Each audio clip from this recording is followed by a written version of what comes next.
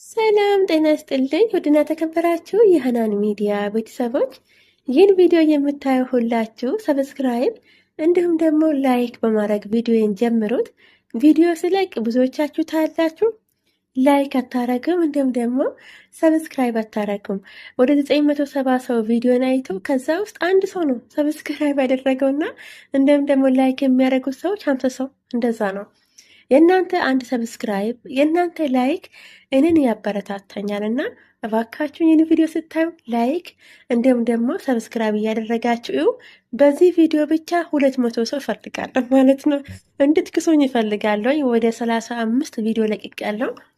እንግዲህ በዛ ውስጥ እስካሁን ያለኝ 26 ሰብስክራይብ ነው። ያው እያያችሁ ስለሆነ ያን ነው ያለኝና ሰብስክራይብ በማድረግ ጀምሮ ዛሬ እንግዲህ ቤት ውስጥ ቪዲዮ እየቀረጽኩኝ ነው።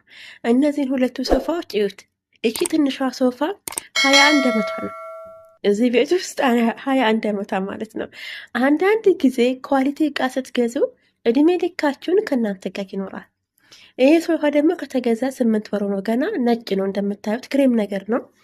ቆሻሻም አይችልም። ያው አንዳንድ ቤት ሶፋዎች ይሸፈናሉ፣ አንዳንድ ቤት ደግሞ እንዲሸፈን አይፈለግም ማለት ነው። ምክንያቱም ውበቱ ስለምደበቅ እንደዚህ ግልጽ ነው። እዚህ ቤት የሚሸፈን ሶፋ የለም። እዚህኛው ታችም አለው ላይም ደግሞ አለ። አይሸፈንም ሶፋ።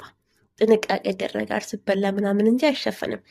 እኔ የምትገርመኝ እች ትንሿ ሶፋ ናት። አንዳንድ ጊዜ ጥራት ያለው እቃ ስትገዙ እድሜ ልካችሁን አብራችሁ ይኖራል።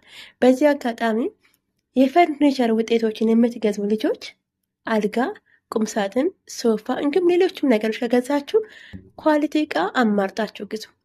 ለትንሽ ገንዘብ ብላችሁ የማይሆን እቃ እንዳትገዙ። አንዳንድ ጊዜ ለምሳሌ አንድ ቦታ 30 ሺህ ብር ከሆነ አንድ ቦታ 35 ሺህ ከሆነ ለ5 ሺህ ብለን የማንፈልገውን እቃ ወይም ደግሞ በቃ የማይረባውን እቃ እንገዛለን።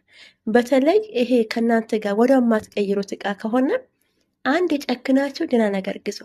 በአንድ መግዛት ካልቻላችሁ አንድ ጊዜ አልጋ፣ አንድ ጊዜ ሶፋ እያላችሁ ቤታችሁን አሟሉ። በተለይ ደግሞ በአረብ ሀገር ያላችሁ ያው ቤት ከሰራችሁ በኋላ የታወቀ ነው እቃ መግዛትና ያኔ እያንዳንዱን ቀስ እያላችሁ ግዙ እንጂ የማይረባውን ነገር አትግዙ። በቃ አልጋ ከገዛችሁ አልጋ ገዝታችሁ ቀስ እያላችሁ ደግሞ ቁምሳጥን እንደዛ ብትገዙ መልካም ነው። ውድና ተከበራችሁ የሃናን ሚዲያ ቤተሰቦች የዛሬ ቪዲዮ ይህን ይመስል ነበር። ሃናን ሚዲያን ሰብስክራይብ ማድረግ እንዲሁም ደግሞ ላይክ በማድረግ እንዳትረሱ። ረዥም ቪዲዮ አለ የሰራሁት፣ ነገ ይለቅላችኋለሁኝ። ሌላ ጊዜ በሌላ ቪዲዮ እስከምንገናኝ ደህና ሁኑ።